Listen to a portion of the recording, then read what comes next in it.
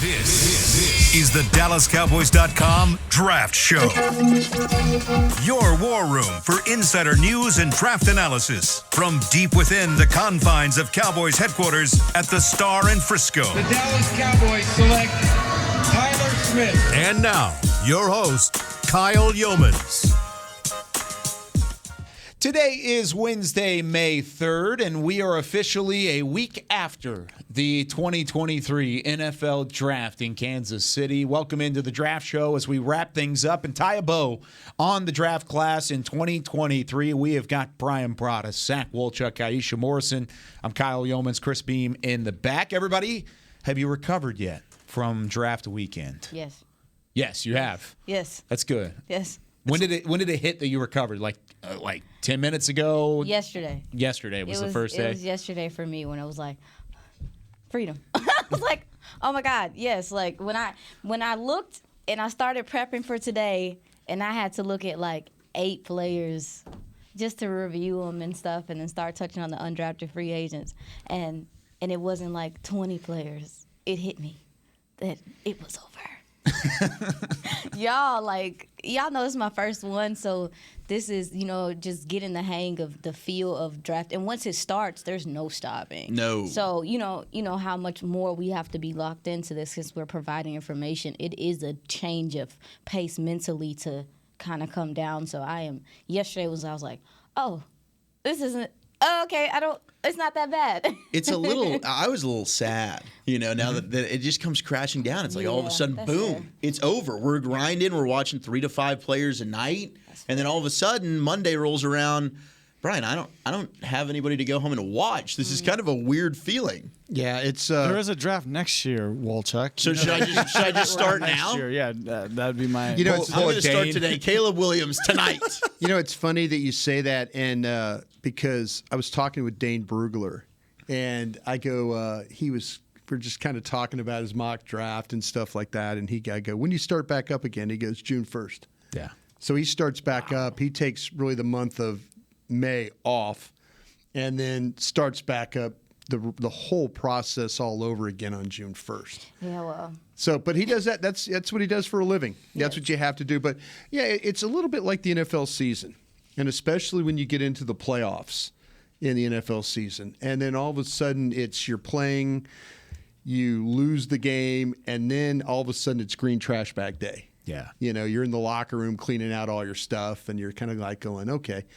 But that's the great thing about it is, like Beamer says, they'll let you do it again next year. Mm-hmm. And so there'll be a whole new list of players. The exciting thing for me always is watching the NFL season and seeing the guys that we watched and talked about have success or not have success. And it's funny how the fans will remind you of that. Oh, hey, that Eric Scott. You were right about Eric Scott. I see what you see, and so you're like, oh, okay, that worked out. And then if Mozzie Smith doesn't do anything, then they remind you that Mozzie Smith didn't do anything. Yep. It's kind of a accountability. Kind of accountability thing for sure. Yeah, any of your top 100. Oh, pretty sure. much. Because we talked about the majority of the top 100. Now, of course, we can't get to every prospect that's ever been picked. But I feel pretty good about the draft class, and we hit a lot of these guys. Mozzie Smith, first round. Yeah. Second round, Luke Schoonmaker. DeMarvion Overshone in the third round. Viliami Fehoko Jr. in the fourth.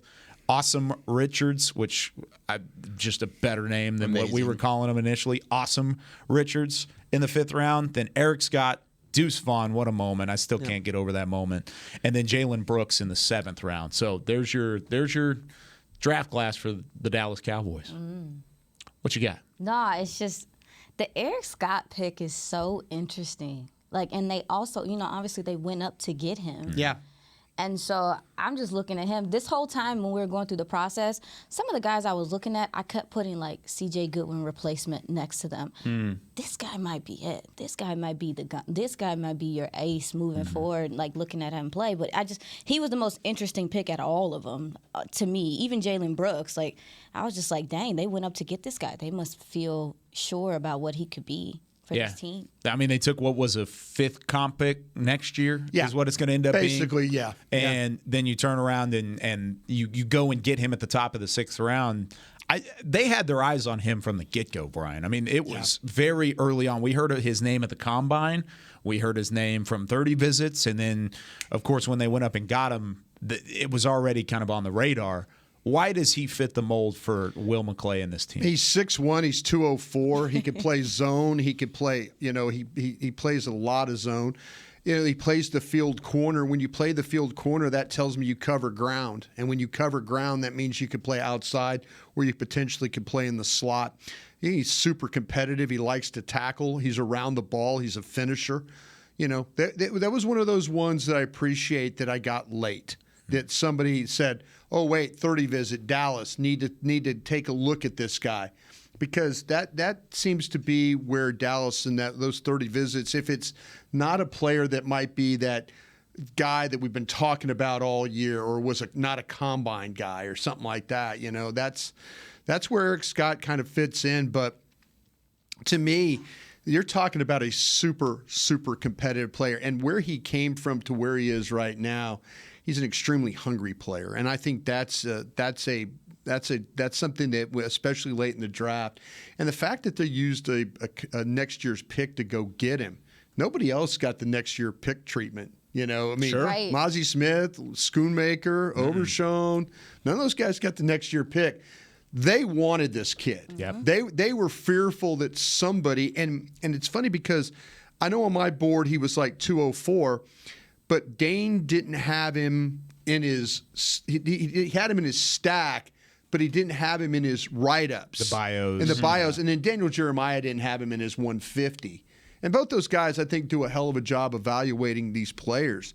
But this might be the one where that they did their work and their due diligence and figured out that, man, we can't pass on a guy like this. Well, and fans kind of freaked out, like, oh, he only ran a 4.71 with the 40. That's not accurate. He was dealing with an injury at the time. He reran it. We've heard reports on he ran a much better 40 time. And all you got to do is turn on the tape. Yeah. You watch him, the explosiveness that he plays with. You're absolutely right, Brian. The word competitive is what stands out with this guy because it's at all avenues of the corner spot, right? There's so many corners that we watched in this class.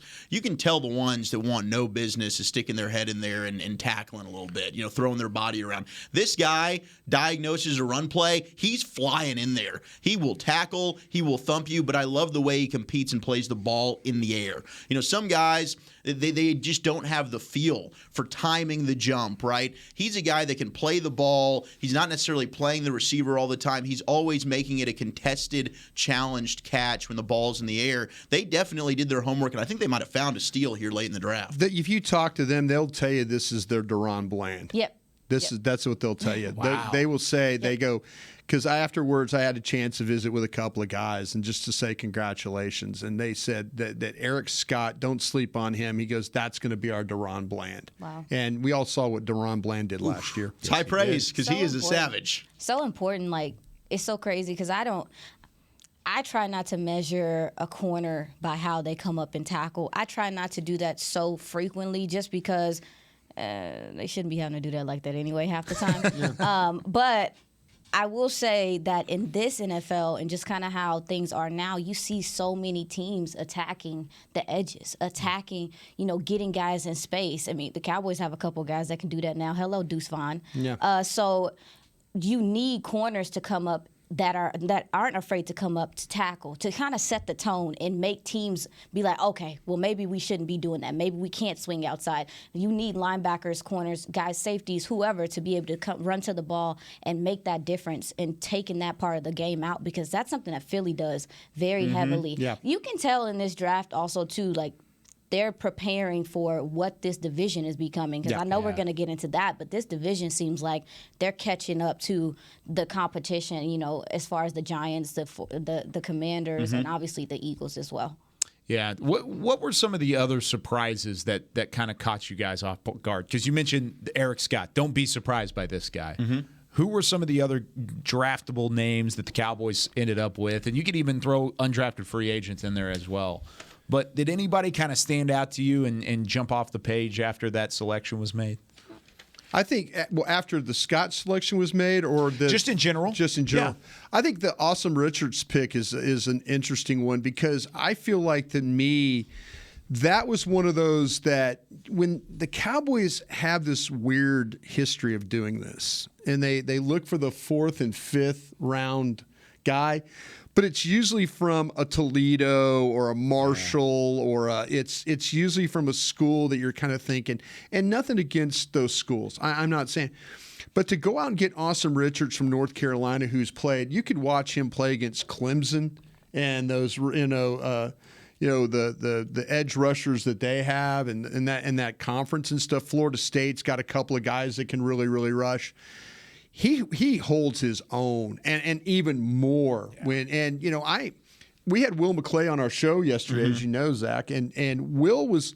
I really like the pick. I think this kid is like a legitimate right tackle, but there's people, Aisha, I think you were talking about the heavy hands and strong hands and things like that with this guy. But he was a pick to me that because they usually pick the guy from that school that you feel like there needs to be a lot of development there. This kid's got a lot of traits, a lot of the tools. And he's played in some big games, and I'm totally on board with for him to be picked at in the 5th round there at 169. I kind of feel like they stole a legitimate tackle in this draft. We were excited about Let's Go last year. I kind of think Richards is a better product. I think even better. I think so too. Yeah, I think better. Athletic, and I know they talk about that tackle guard flexibility.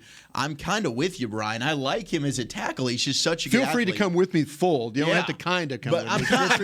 So I do the lower body, like the top half. I'm like, this is a tackle all the way. Yeah. The lower half, you can kind of see. All right, he's got the power bottom to maybe kick inside. Yeah. But I do think the athleticism. You're absolutely right in terms of I would kind of like to see him maybe end up being your backup swing tackle. I think he's got that ability to win that job. How would you describe what you see from him? Because I don't feel like he plays. I mean, Will McClay mentioned like playing with a little bit more power. He doesn't beat you with the initial punch. He just knows how to get in front of you and you can't get past him. Does that make sense? Yes. Is that how you envision him? I don't even know if I think that his anchor is super duper strong. No. Sure. Or he knows, because I feel like Tyler maybe why they won't put him inside. Tracking. Tracking. Because that's my thing about him playing guard is I worry about the anchor. I just want him to. He does use his anchor, but it's not like a Tyler where it was like once he dropped that in. Once he dropped that ass. It was no moving most of the time with people. With him, with Awesome, he just gets in front of people, and it's difficult for guys to get past him. Yeah. So is it the feet? It clearly is the feet. Is it the feet? Okay. Yeah, it's the feet because, to me, I mean, he is not the heaviest guy at 309, but he's so, I mean, it's almost like that it's when he gets in trouble, he's got the footwork to rally back. Yes, His adjustment is exactly, fantastic. the adjustment in space. And, I mean, when they made that pick, I started reading the notes and stuff. I'm like, damn, they figured this one out. And like I said, how many times have we seen them take a shot on a 4th or 5th round tackle, and it seems like such a project. Let's go and guys like that. I mean, he came along well. Ball was, Ball. I think Ball is Ball. I think he never could get really strong enough.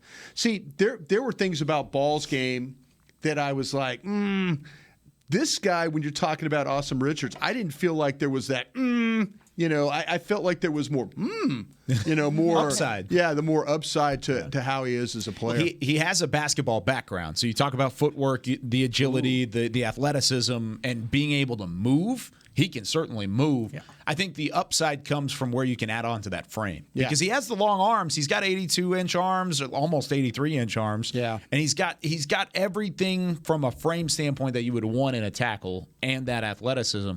Put on a little bit more than 310. Let's get him up there a little bit. If he can get, but see, that's the hard thing about it, though. When you deal with that, Kyle, is those guys that are long-limbed. Yeah. The weight room strength struggles because it's hard to drive a bar. You don't get the bulk because your muscles are so long that all of a sudden you're driving the bar and you could be strong, but you don't look strong because of how long your limbs are. So interesting. Guys that are a little bit like like we'll watch Deuce Vaughn, shorter guy. Deuce Vaughn will look rocked up. Yep. You know, he's out there. I'm sure he'll be running around at camp, and we'll like, oh man, he 5'5", he looks great. You can strike matches. Yeah, you can strike matches on him, that kind of thing, because he's more of a compact type of a guy. Yeah, with awesome like his core. Yes, The core exactly. Strength, the core strength is what. That's how he's winning. Yeah. When you watch him, so I mean. I don't know. With the pick, one thing I also noticed too with this draft class is it feels like a lot of the guys have played a good amount of football. Yeah. And maybe it's like 2 guys that haven't played as many, but you're looking at most of this draft class is like 3-4 year starters, and that it seems like that matters to them. You said upside. Yeah. Is that a theme here? Has to be. 100% a theme. Yeah. Like. I was kind of trying to digest this drafting class, right? Trying to understand it. And I said to myself, I was like, man, like some of these players, just like last year, are raw, very coachable, and they have a lot of upside. Yep. And so I think not all coaching staffs are made the same. And I feel like this coaching staff feels like they can get guys that maybe other teams might want the finished product of a player right now, and this coaching staff's like, no. Let me get him in here with Lunda real quick and see how he does. Let's see how he can develop upside-wise. Is that a thing? But I feel like it's more on the defensive side of the ball. I know that on the defensive side of the ball. Tracking that. There's a trust there. We had the pleasure of talking to Mike Solari and getting to know him a little bit. You know, they've switched. I mean, there are a lot of moving parts on the offensive staff. And if you tell me that Junior Fehoko is going to go from defensive end to play 3 technique, count me in. Yeah. They see something. Overshown. Hey, we're going to play him kind of as that. We're going to play him as that linebacker safety guy. Yep. You know, and let him run to the football. Play him as a will linebacker. Let him chase the ball. Let him do those. Maybe put him down in pass rush. Okay. You know. I can see that. AD, Dan Quinn. Count. Yep, Sign let's me do up. it. Sign me up. See, I think that's where we have to figure out about the offensive side of the ball. I think that's where the questions are. You know, we saw, and say what you want, I was very critical of Joe Philbin. Very critical of Joe Philbin. He did get Tyler Smith to play well, and he surely got Terrence Steele to play well. And Biotish, Drew. And Biotish, too. Yeah, no doubt. And Bobby Belt isn't here today, but I just keep hearing his voice in my head when you're talking about that. And he said that's how teams can get in trouble, though, is by having their coaches say, we can fix a guy. Yeah. Right. We can fix a guy. He's said that many, many times on this show. And it's true, but with the defensive side of the ball, there's a trust there. They've built up enough trust to say, Dan Quinn, we believe you whenever Overshown can fit there and Fehoko can fit there. I'll never forget sitting in a draft room and a coach told me that Kerry Collins, who used to play, was quarterback, long-time quarterback in the NFL, Giants for a number of years, Carolina and all that. Carolina drafted him. Had a coach say, I could fix his hitch. And the hitch in his throwing motion. I'm like, okay. Kerry Collins played like 18 years and nobody ever fixed his hitch. You know, sometimes you say that, like, yeah, we can do that. And in actuality, that's how these players function. That's why they're in the league, because they work around maybe being 5'5". Sure. You know, and their deficiencies, they do something else to mask or overcome any other deficiencies they might have. Yeah. I think overall there's a couple guys like that aren't perfect, and it goes back to the warts that Jerry Jones was talking about. Yeah. They aren't perfect, but they can fit in a certain realm. And when we come back on the draft show, I want to put the puzzle pieces together. Where do these guys fit? Fehoko, Overshown, Mozzie Smith, can he even move out and play a little 3 technique and have some pass rush ability? What could these guys potentially see in these specific players in the draft class to move them up and push them to the next level? When we come back here on the Draft Show. Miller Lite is the light beer brewed for people who love the taste of beer. For those who are always the first to volunteer for beer runs, who hit up tailgates for sports that they don't even like, and believe having a beer fridge in the garage is non-negotiable. It's a 96-calorie, 3.2 carb love letter to beer lovers who know that the best part of beer is the beer part. Tastes like Miller time. Celebrate responsibly. 2023 Miller Brewing Company, Milwaukee, Wisconsin beer. Star Sports Tours is the only official fan travel partner of the Dallas Cowboys, offering exclusive game weekend travel packages with pre-game sideline access and photo ops with current players, cheerleaders, and Cowboy legends. You want to stay at a team hotel, attend the best tailgate party in Texas, tour the Star, and talk X's and O's with me, Everson Walls? With Star Sports Tours, you can. Visit cowboystravel.com to book your travel package today. Hey Cowboys fans, if you're looking for a full-time or part-time job, check out Liberty Tax, proud partner of the Dallas Cowboys. If you've got tax experience and want to help your community with their finances, you're the perfect candidate. No tax experience? We also offer in-person tax school courses locally. Liberty Tax has 79 locations across DFW and 2,300 offices nationwide. Learn more about our job opportunities at libertytax.com/hiring or call your local Liberty Tax office today. I'm Dak Prescott, quarterback of the Dallas Cowboys. And they snap it to Prescott, who looks right. It's not there. He escapes left. He'll run for a first down. Just like football, when it comes to crypto, it's important to have a team you can trust. With blockchain.com, I know I'm in good hands. Since 2011, they've been trusted by millions around the world to buy, sell, and trade cryptocurrency. Prescott's going to run this himself. Run it up the middle, and he scores. Whether you're new to crypto or an active trader, they've got you covered. What are you waiting for? Get started at blockchain.com. This is the DallasCowboys.com Draft Show.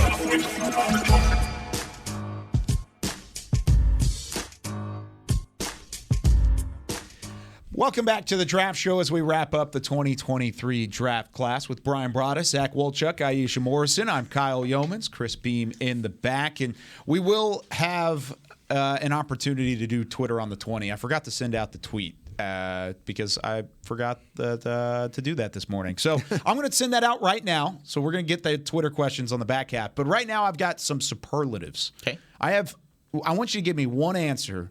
Some are about the Dallas draft class. Some are about the NFC East draft class. But I'll start with the Dallas draft class. Brian, best value for Dallas over the weekend. Best value pick between the 8 different players that they added. Yeah, I think to me it was Deuce Vaughn is where it was because of where he was selected. I felt like, though, that Dallas got him at 212. I felt like he was a much better player than that. You know, to me, he was kind of in that group of running backs that, you know, I was just grading the player for who he was. I didn't look at the 5'5" part of it. I said, give me the guy that's the most explosive. Give me the guy that doesn't fumble the ball. Give me the guy that catches the ball well. Give me the guy that makes other people miss. Give me the guy that defensive coordinators are like not sleeping at night. I think Deuce Vaughn was an excellent pick for the Cowboys in that regard when you talk about the value of where he was taken to where I'm sure a lot of people had on their boards. Where'd you have him? I had him at 146. He went at 212. Yeah, that's huge. Yeah. So, I mean, that to me, I think they went a little early. I know you just said one guy. I think they went a little early on Schoonmaker, but we've talked about this. You had to go a little early on some of these guys. It wasn't coming back around to you. You know, if you think that Schoonmaker was going to be there in the 3rd round, I don't think that was going to happen at all. Yeah, I'm with you because I had Schoonmaker and Overshown both probably around later than when the Cowboys got them. But to your point, when you're picking at the back half of the round, you've got to go ahead and just pull the trigger on that one. But to me, Deuce Vaughn was a guy that I had going in the 5th. You end up getting him in the 6th, pick 35 in the 6th round. To me, it was exceptional value, and we were talking about it during the draft. We're going through all the running backs that are still available. This guy's red flagged for character issues. This guy's red flagged for medicals. It was clear that Deuce Vaughn was the best available back there. And when you talk about what he's able to provide, not only just as a weapon, as a running back out of the backfield, but as a receiver, special teams, in the return game, this is a guy that can come in and help you immediately. Yeah, I had a 4th round grade on Deuce Vaughn. Because I feel like what he can do, especially as a receiver, like I was watching him just run jerk routes yesterday, and I was like, this man is disrespectful. Like the route running is there, the vision is so clean. So I agree with you on that being the best value. I will say that Viliami, is it Viliami? Viliami. You can call him Junior, though. Junior Fahoko. Junior Fahoko. I had a 3rd round grade on him. Wow. Just because I felt like the motor is so nasty and insane. The effort from the player is something that you don't see. I don't think you see normally, especially from a DT. Just to have that constant motor to go. But the things that he did at end also, too. I know we're cool with him being a 3-tech, but baby, it's not too bad. Some of the stuff he was doing at end, he caused a lot of problems. He was probably my favorite pick. Yeah. See, there was people really? Yeah, outside of Deuce, yeah. Wow, that's cool to hear. There was people that kind of were trying to get me to jump on is this Tyron Crawford? Is this Tyron Crawford the guy that could play edge and the guy that could play 3? I think Fehoko I think he has better movement. I think he's not as stiff. I can see that. He's I think more twitchy. Yeah, the flexibility. I think Crawford, man, he's super, super tough. There's no question. Probably stronger. Much stronger. But the thing with Fehoko to me is the bend and the flexibility and the ability to attack the gap and go. Yes. And kind of chase the play down. I think that's where he's completely different than what you got from Tyron Crawford. What did you think when you went and looked at him? Because, I mean, we were excited about Aisha's the pick. right. Aisha loves him. No, she was right about him. And I know Zach had, you guys picked me up on that, and I appreciate you doing that. When, she's right about the fact that, with the motor, the effort, the strength that he plays, he's not a throwaway end. No. He's not a throwaway. And I know they're talking about, Sharif Floyd was talking about, nice for him to come in and kind of open some things up, open our eyes to some things. But the fact that this kid could play some 3, I totally understand what they're doing there. He's got that kind of ability. And it's the hands. Yeah. One of my favorite things about Keanu Benton was how violent his hands were coming off the ball. And Junior be like, in my mind, I'd be like, get off me. Get off me in my mind when I see his hands because it looks like he's got that chop working. Yes, absolutely. There's a lot to work with how he counters and stuff. I think the player has so much upside, and Cowboys clearly are like, we're tired of getting ran on. Yeah. Yes. Yeah. They are tired of it. And he can help with that, but it's the motor, the relentless pursuit. Like, for me, that's what makes him stand out. There's certain things you can't really teach, and the want to with Junior Fehoko is second. I mean, it might be – he might have had one of the highest motors of any end period in the entire draft. Right. I mean, he is just – he's getting knocked around, and the next thing you know, he's trailing the play backside. He's chasing it down. He's just a fun study to watch him play. He's relentless. Yes. That's the one word I had on here was relentless.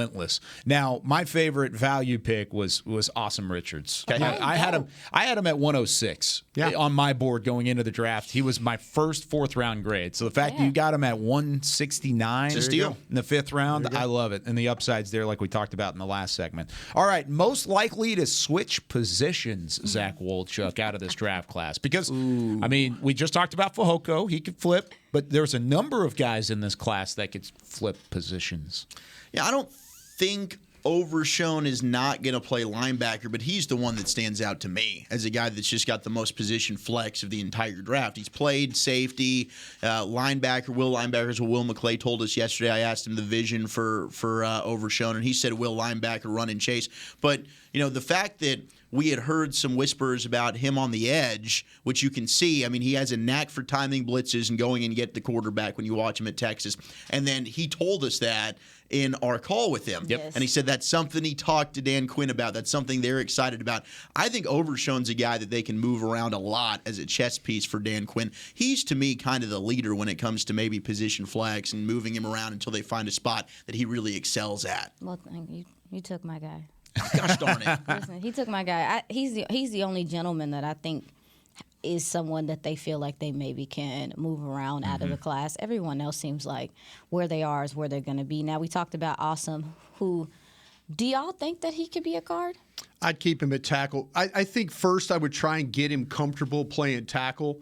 But we saw last year, though, the Cowboys' ability to take Tyler Smith and put in Tyler Smith's background – the game's nothing against Tulsa, but, I mean, he, limited some of the limit competition there. But to me, when you start talking about Richards, I would let him play tackle first, get him comfortable, and then feed him a little bit of it during practice. Well, it sounded like that's what they were. Yeah. I think that's the plan. Yeah. But Tyler did a great job of playing both. I mean, they were like in the, he was playing tackle, he was playing. But the majority of I'm going to take that back. The majority of his snaps in Oxnard were at guard.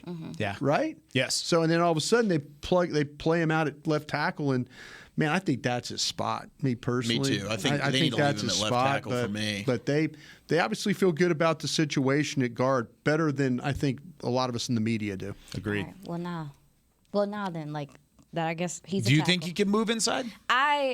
I agree that I feel like, especially when you talk about the length and just kind of how he plays, I feel like he understands how to play tackle. Yeah. He understands how to play tackle. He understands it from what I saw on film. So I wouldn't jump to guard right away, even though I feel like, am I tripping? What we feel like about guard is not what they feel like about guard. Am I tripping? You're spot on. Well, the thing that they think about guard, and I forget which one of the scouts was talking about it. It might have been Mitch LaPointe was talking about the front of the pocket. Mm-hmm. And this is something that goes back to when Jerry Jones, when I used to work in the scouting department, Jerry Jones, I don't know if he got this from Parcells or Al Davis or somebody, maybe Bill Belichick, but about the front of the pocket and how, and it goes back to even Tony Romo. You have to have the ability as a quarterback to step up. Quarterbacks, if they could step up, they make the majority of the throws. They could handle stuff off the edge. It's the stuff in their face. The great Tom Brady, get his eye level down. Now you get his eye level down. He's not looking downfield. You could sack him. You could throw him off his game. Most quarterbacks can't handle inside pressure. So to combat that, you start to talk about, and the Cowboys did this forever. Ron Leary, big, powerful guy. Travis Frederick, look at him. Zach Martin. They've committed to try and they drafted Lyle Collins. Lyle Collins started off as a guard and then moved to tackle. Larry Allen played tackle to guard. I mean, go back to Leonard Davis, right? Yeah, they've always thought about keeping the front of that pocket firm, and that goes back to with something that Jerry Jones believes. So I don't know if it's different. If there's any changes, I heard the scouts mention that the other day. So I think somebody in the organization, it might be the general manager, is like, listen, we need guards and centers that aren't going to get driven back. That's the problem that they had with. That's the problem they had with Connor Williams. Yes. Right. Connor Williams. We're watching Connor, and that's the problem I would have if you said, "Oh, Terrence Steele is going to play left guard now." Terrence Steele is an excellent run blocker. He's a exceptional run blocker. As a pass blocker, he's a little light. And so I don't know if I'd want to plug him in, a guy that was a little light, into that spot. We saw what would have happened with Connor Williams. Yeah. So with Pass Pro, I'm out of curiosity, guys, like listening to some of the scouts and even listening to Will McClay and just what he said about Awesome is, are they trying to emphasize pass blocking? Well, you go back to, it seems that way because even going into the Tampa Bay game in the playoffs, right, they rearranged the offensive line, and it's what they felt was their best pass blocking five. And I will say with Awesome, I think his strength is pass protection compared to run blocking. Correct. Exactly. That's what I was asking. He stays on his feet as a run blocker. You don't see him like Aisha talks about. He's not on the ground. No. But it's his North Carolina just threw the ball a lot. Yeah, they did. Exactly. With Schoon, I think Schoonmaker fits what Mike McCarthy and those guys want to do as a running offense. And then also we haven't even got to Lipke and them adding him. I wanted to ask, do they maybe look at Schoonmaker as, with his blocking ability, is he going to be an extra lineman sometimes? Yeah, when they go with the heavy personnel, certainly. He's going to be the inline guy. Brian, we were talking about this yesterday. If you go 12 personnel, you got two tight ends on the field. Mm-hmm. He's the guy you're going to want to keep in line and block. Not No question. Right, and I think that's important too. When I was trying to digest the draft and understand it, looking at Schoonmaker as an individual isn't fair to him. I think you have to look at the whole tight end room and what it is. He even mentioned Patrick No-C Walker. He posted his little interview that he did with him at the Combine, and he talked about Sean McCune being one of his best friends and being the guy who really showed him what he knew. When Sean McCune came in, he was known. I knew Sean McCune because he put Chase Young in a seatbelt. Yep. And so the blocking ability for Michigan, as you mentioned, is something that's important. Listening to Mike McCarthy and those guys, Schoonmaker can block all over the line. He can play. It sounds like he was taken also because he played in a system where he was used. They did pro level stuff. They ran pro level blocking concepts, that type of stuff. So he's more of a plug and play player. But I really was looking at Schoonmaker okay, so what is Mike McCarthy?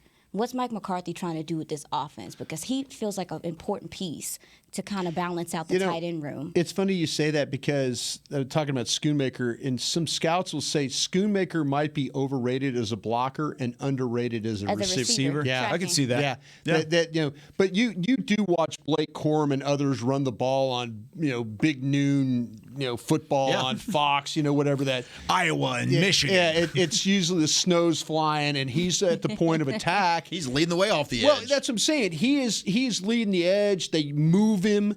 They always put him at the point of attack. They don't hide him on the backside.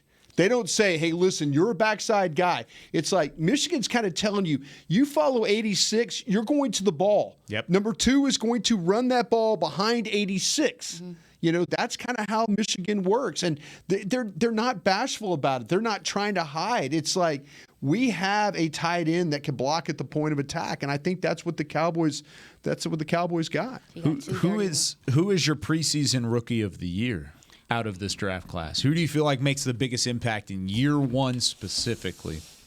Oh, man, that's tough. I'd still go. I think you got to go with Mozzie for me. I do think. I think Schoonmaker's in the conversation. Yeah. He's in the conversation for sure. But I do think Mozzie's a guy that they just. He's got a unique skill set that they haven't had here. I mean, I know you got Jonathan Hankins, but Mozzie's a better athlete. And I think early on, I mean, they've shown that they can kind of ease in some of these rookies at times. Like Deron Bland played at the back half of last year. Yeah. Dude, injury really stepped up, was fantastic. I think you'll see that with guys like Overshown. I don't know how much run they're going to get immediately, and maybe they see more reps later. But Mozzie's a guy, I know it's low-hanging fruit, right? He's their first-round pick. The expectations are higher. But I just think the impact he's going to have, and some of it's not, hey, don't look at the box score when it comes to Mozzie and the impact he's having on the game. That's where this is not a stats draft. No, in my opinion, it's not a sexy pick. This is not the stats draft. No. And I know people out there are freaking out for me saying that. Hate it. But you know what though? For what they're doing, I think Deuce Vaughn's going to be the one. Dang it, you took my guy. Well, I'm just you need to jump in there. Don't you're wearing the purple. Yeah, I mean, don't let me go do, Wildcats. Right? Don't let me do that to you. But see, that's the thing with Deuce. You know what? If this was the old Kellen Moore regime, I probably wouldn't say Deuce Vaughn. I probably wouldn't say, and I don't know if they would take Deuce Vaughn if Kellen Moore was still here. But I do know this, though. I think Brian Schottenheimer has watched, and this is the thing that you have to hope if you're a Cowboy fan, that the year that Brian Schottenheimer worked on the defensive side of the ball with Dan Quinn and all these guys, that watching opponents' tape, always breaking down the opponents, watching the Philadelphia Eagles, watching the Rams, watching these opponents that the Cowboys had last year, you would hope that maybe that Schottenheimer stole some ideas along the way. The good ones have. The good ones I've been around, Andy Reid, John Gruden, the really good Sean Payton, the really good play callers, they steal. Heck, Andy did it in the Super Bowl. You steal those 2 touchdowns. You steal from other coordinators. And like we were talking about, we were laughing about, if we could get the screen game going, steal a screen package from somebody. Yep. Whoever it is. And that's how you get Deuce Vaughn involved. That's how you get him involved on the outside with the screens or routes up the field or wheel him or put him on a linebacker and let him run those smash routes where he's flying inside. All of a sudden he plants, boom, he's back to the outside. If I'm Brian Schottenheimer and we go through this whole season and guys like Deuce Vaughn and Gallup and Lamb and Ferguson and all those guys don't get used, Pollard, then they need to look at something else here. Well, I think Schottenheimer also, with his dad having Darren Sproles, and he was with him there in San Diego. So they've got a little bit of an idea of how to use a smaller back. And again, we might need to rethink the smaller back thing. I talked about it on the draft day, but when they showed the graphic of the small running backs, every single one of those guys have come into the NFL and been productive. Something. Yeah. Yeah, no, and you mentioned, I think that Deuce Vaughn could change. He's such a change of pace for the offense that if you need a big play, he might be the guy. He might be the guy. And also, too, it's just the backfield. The Cowboys' backfield is interesting right now. When you start looking at the running back position, even like I mentioned, we have Hunter Lipke. If you're going to add him to that, I'm starting to get a vision of they want a power run sometimes, but they want to make you pay in the open field. Well, we'll see what Jones does too. Yeah, you know? absolutely. Yeah. We'll see what he gets to do as well. But with Deuce Vaughn, I was watching him last night, and I was trying to figure out like why so many people miss tackles on him, and it came to me that it's similar to how we talked about the two-back system, right? When Zeke goes in, then Tony goes in the next play, the linebackers are used to certain angles. They're used to tackling guys at a certain height. You know, the center. Well, like, imagine being a guy that's trying to form tackle, and this guy's like 5 inches shorter than what you are even accustomed to doing. Your body, what is it? The muscle memory. Yeah. The muscle memory. Bend your knees to go get him. Yeah, the muscle memory. And I really think that his center of gravity, and he's so low to the ground, I think it's difficult for people to get their hands on him and tackle him as they would tackle any other player. The problem is defenders play with their eyes. You can't see him. You know, all of a sudden you're fighting blocks, and there he is. And now you have to. He's by you. Well, he's there. Maybe he's at you where you can try and reach, but you're not in position to bring him down because you can't find him. It's like Turpin as a returner. Yeah. Same sort of deal where he's kind of behind all of the big 6'3", 6'4" guys that are blocking in front. It's pretty clear who the fan favorite's going to be. Speaking and that's of- Deuce. That's not even a close. Speaking of, is there some competition there? I think so. Absolutely. As a returner, there's some competition. Oh, yeah. Well, the thing about it is I'm interested to see, because I'm the guy that went on all these platforms and said, after the Green Bay game, after they go to the bye, they're going to figure out some packages. You know, that we're going to figure out some packages, you know, for Turpin. And they didn't. Never. No, they got to get more Never than- figured out one single package for him. Who's going to bring the value to the offensive side? That's who your returner is. Shame be. on these coaches if they don't use these players like they do on Agreed. defense. Completely. Shame on them. Yeah, that's the Deuce Vaughn part of things is important to me. This gets me excited for training camp. Right. Oh, About dude, these battles Oh, the between all these competition's about people. to well, be the It's tight gonna be end, awesome. the tight end battle is going to be fun. That will be fun. Yes. You All guys right. don't need a break? Nah, let's go. No breaks? Let's get to I'm good. Oxnard. Let's Y'all make it crazy. happen. All right. When we come back, we'll do agree. some Twitter on the 20. We'll answer some questions, and we'll wrap things up on the draft show for 2023 right after this. Miller Lite is the light beer brewed for people who love the taste of beer. For those who are always the first to volunteer for beer runs, who hit up tailgates for sports that they don't even like, and believe having a beer fridge in the garage is non-negotiable. It's a 96-calorie, 3.2 carb love letter to beer lovers who know that the best part of beer is the beer part. Tastes like Miller time. Celebrate responsibly. 2023 Miller Brewing Company, Milwaukee, Wisconsin beer. Hi, I'm Danny McCray, Dallas Cowboys alumni player here with Smoothie King. And Smoothie King wants to ask you, what's that sound? That's the sound of you and everyone else absolutely loving new smoothie bowls from Smoothie King. And woo, me too. These smoothie bowls start with acai and pitaya and are handcrafted with fresh toppings like sliced bananas, sweet berries, crunchy Purely Elizabeth granola, and a savory peanut butter drizzle. New smoothie bowls, only at Smoothie King, the official smoothie of the Dallas Cowboys. Hey Cowboys fans, if you're looking for a full-time or part-time job, check out Liberty Tax, proud partner of the Dallas Cowboys. If you've got tax experience and want to help your community with their finances, you're the perfect candidate. No tax experience? We also offer in-person tax school courses locally. Liberty Tax has 79 locations across DFW and 2,300 offices nationwide. Learn more about our job opportunities at libertytax.com/hiring or call your local Liberty Tax office today. I'm Darren Woodson, former Dallas Cowboy player and Super Bowl champion. When I played in the NFL at a high level, I relied on my vision to see the field.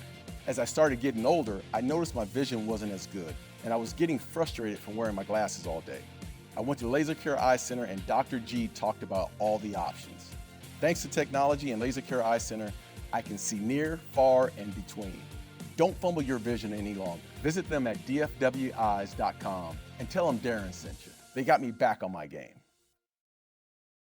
This is the DallasCowboys.com Draft Show. Back here on the draft show, it's our final segment of the 2023 NFL Draft. It's bittersweet. Yeah, or just bitter. We could say it's just bitter. But it is our final chance to answer some questions for Twitter on the 20. Twitter on the 20 at the 45 because I accidentally Boy, thanks for flipped. the heads up on that one, my brother. I mean, I teased to go in the break. Okay. Yeah. Well, I was talking to you in the break. I don't okay. blame you, man. I Spicy. don't listen to the show either. All right. Steven asked, could you guys give your early May projected starting offensive line? Who's your 5 on the offensive line? Oh my gatos. Good luck. I think The law firm of Smith and Smith on the left side. Ooh, okay. Tyron Smith, Tyler Smith, Biotish, Martin, Steele. That would be mine. I would agree with that completely. I'm going to go Tyler, Edoga, Ooh. Biotish, Martin, Steele. And Tyron Smith is your swing tackle? Tyron is your swing tackle. If healthy, maybe they try and plug him in there somewhere, but I'm not sure. Okay. I think that's how it starts, and that's how it finishes. Oh, that's good. I think that's how it starts. But that's Is that on social media? How it starts, how it finishes, kind of a thing? No, I agree. Brian's getting his social media. This is thing how down. it started. This is how it finished. Before and after. I do think that's the best. That's the best unit you have, but Yeah. depending on your left tackle, it might end up being. I'd love Tyron. I mean, if he could stay healthy, They that'd be sound amazing. so high on Edoga. They do like it. it. And don't do. get it twisted. I watched some of what Edoga can do in the run game. He's a far better run blocker than he is pass blocker. So it's contradictory. It's like, which one do you want? Yeah. And McCarthy's been Maybe you preaching, want both. Run the Maybe you ball, want both. run the ball, run the ball. And well, I mean, look, his mantra as a play caller has been pass heavy. So it's kind of like I'll believe it when I see it if he's going to dial up all these runs. But that's what they're trying to focus on here, it seems. But maybe running the ball ain't just running the ball out of 4-eye. Maybe running the ball is, like we talked about, getting guys in space. Yeah. There's different types of runs. There is. People are asking me about Dalton Reisner. I was always coming out of K-State. He's been a Denver Bronco. We've gotten to have him on the show once. I like him. He's a good player. Yeah, my gang of 7 was saying descending player, a grinded out, short range player, slow feet, slow on the move, struggles to bend, has to win with hand use, short area, and with his toughness. Yeah. That's kind of and then another guy did say that he was surprised.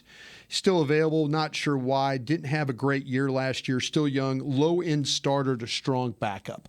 Dalton Reisner. He's a guy that's on the street right now. That would guard. be People are asking about Be him. a good depth piece. So you guys, when people ask about it, know that's what I did. Okay. So just tell people to I got you. go watch the draft. I'll show. regurgitate that. Go watch the draft show. A lot of questions about Numbers always help. undrafted free agents. This one's going to be up for a year. So, Yeah.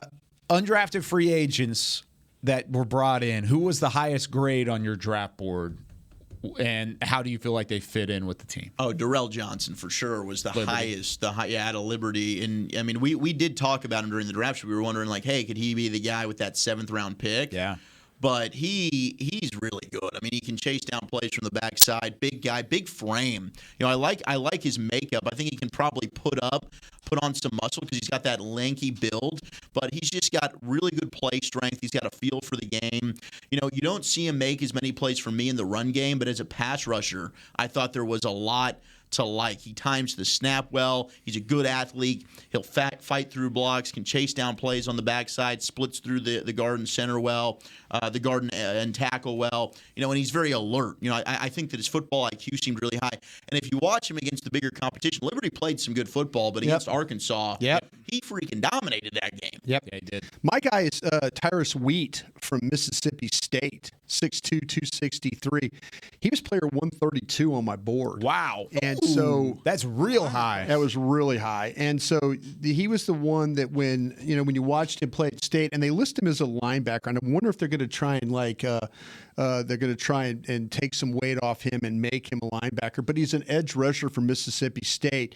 He's a guy that does a really good job of, like, he can get up the field. The change of direction probably isn't like elite by any means, but when he gets to the corner and gets to the shoulder, he's going to dip underneath the blocker and he's going to get on top of the quarterback.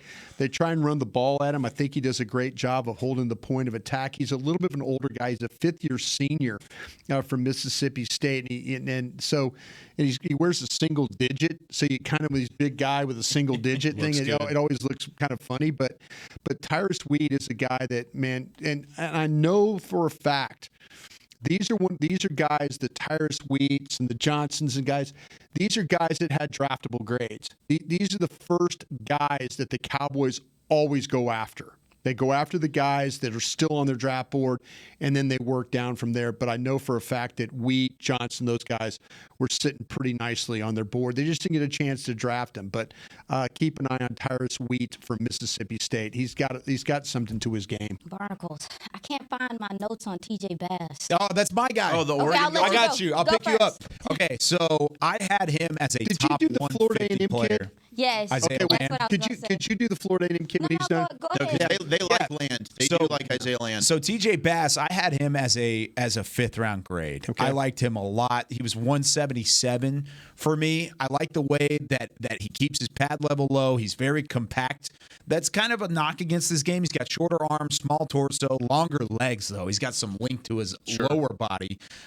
Effort level is exceptionally high. I mean, he is a mauler. He's kind of like what we talked about with Fehoko. The motor's there. You can't teach that. He looks for work. His eyes are up. He's around looking for people that are unblocked on every single play. Hard hitter when he squares up, too. He's got some pop and power in that compact upper body.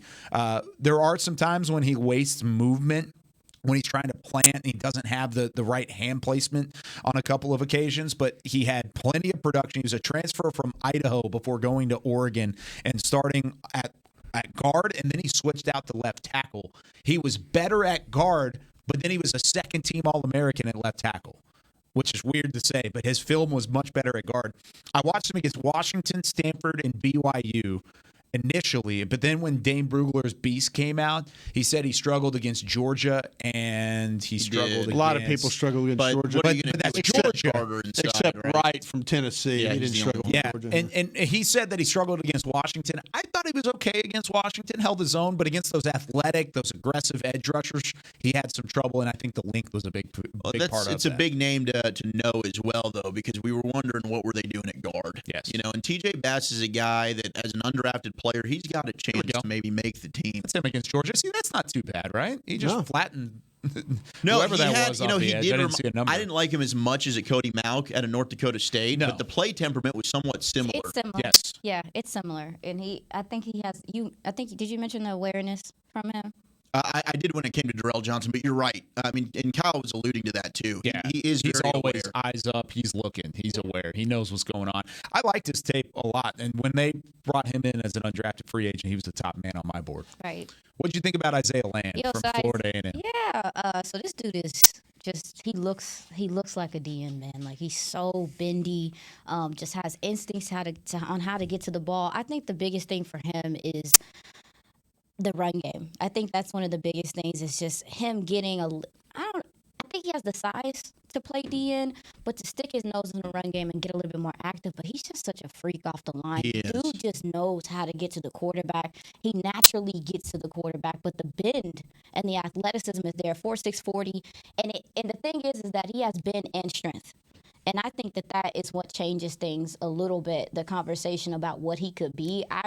When they picked him up as an undrafted free agent, I was upstairs and I saw it and I was like, yes! Oh, I was there for that. You were there for that. You I were was fist like, pumping. heck yes, because I think with the proper coaching, this guy could really become a guy. And don't get it twisted. When he entered the portal, Georgia wanted him. Yeah. Like there's some teams that were really interested in this player and his development. So I think you could be getting a legit pass rusher that can make a difference as he develops in this league. So the bend for me and the way he can just bend the corner and really put somebody and get vertical.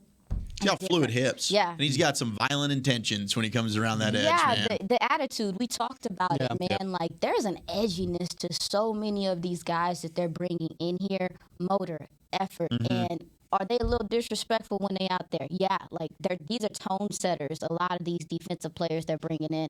But like I said, 375 bench. Like the dude's not no weak dude. Despite what people think about his frame, he's very lean, very, very, very lean. I think if you want him to be better in the run game, he could put on a little bit more size. Sure. But you don't want to take away from the speed that exists there, and he just gets there. Look, he just gets there. He's a nuisance, I think, for a lot of tackles because he does not stop.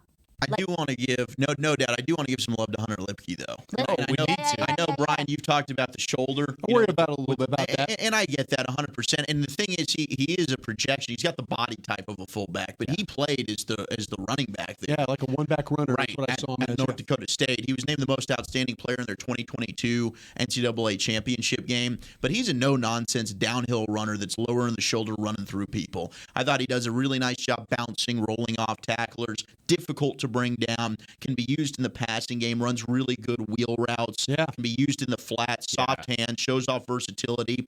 And he's sneaky quick, but he doesn't have elite burst or speed by any means. He played some tight end some. Even in the Wildcat formation, they'll throw him in there. Yep. But his legs are always moving, which allows him to gain extra yards. He's always falling forward. I think he's immediately a special teams contributor. His pad level gets a little high sometimes. But when he does lower them, he turned out some really, really productive runs. He's a Swiss Army knife type. I know everybody's trying to find the next Kyle Juszczyk. I don't think he's quite the athlete that Kyle Juszczyk is, but he is a player that can be utilized in a lot of similar ways. Yeah, I talked to Linda Wells about him yesterday when we just kind of passed in the hallway, and he said H-back.